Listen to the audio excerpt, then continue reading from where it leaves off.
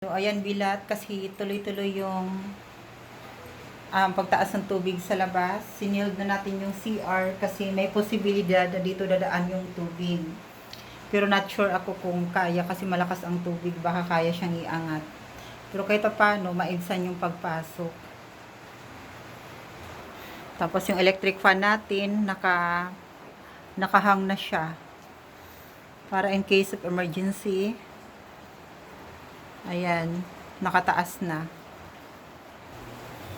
So, ayan bilat, kakagawa lang ng salon. Sana tumigil na yung ulan kasi hindi natin alam kung maulit-muli yung taas. Sayang yung pinaghirapan ko na tapos na, yaan.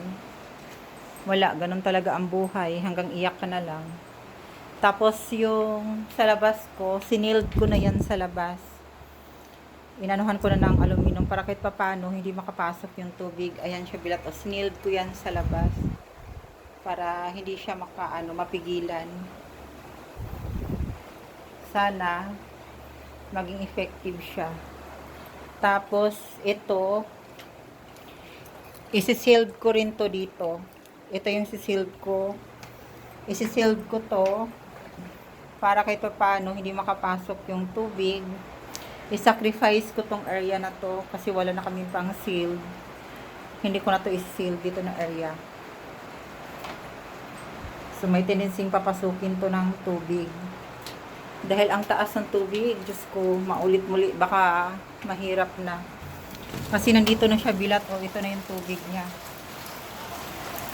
Kasi ganyan na siya kalalim, na ano na yung isang hagdan. Pag may tubig po dito sa amin, meaning to say, malalim na yan sa labas. Kasi itong area namin, ito yung pinakamataas sa lahat ng part ng Northville. So ngayon, may tubig na siya. So hanggang hita na dun sa mismong barangay namin. Eto bilat, ayan, pag umabot pa tong pinakalas na hakbang ng hagdan, so may tendency sobrang lalim na sa bungad. Baka hanggang bewang na siya. So, wag na nating antayin pa na umabot yung ganung trauma kasi talagang nakaka-trauma yung lampas tao dito for the first time sa history namin ng Carina. So, ayan na siya bilat. Ito na yung nangyari sa amin. Mala swimming pool na rin siya. Wala, ganun talaga ang buhay. Medyo nakakapagod kasi lalo na kung may mga gamit na masira. Yung sasakyan ko hindi pa gumana. Hindi pa okay. Tapos, ito naman yung baha. So, ito si Trans. Thank you kasi nandito siya. Nakakatulong sa akin. So, ang tambayan namin bukas isa bahay na lang. Hi, Trans! Say hello! Kuhain ng egg. So, ayan. So, dahil walang egg, ang bibilhin namin is noodles na lang. Bili ka kinangkaya ng noodles. Panigurado para bukas pang survive natin. So, ayan na siya bilat. Ilan? Actually, malalim na. Ano? Sakain. Ang tawag dito, 6.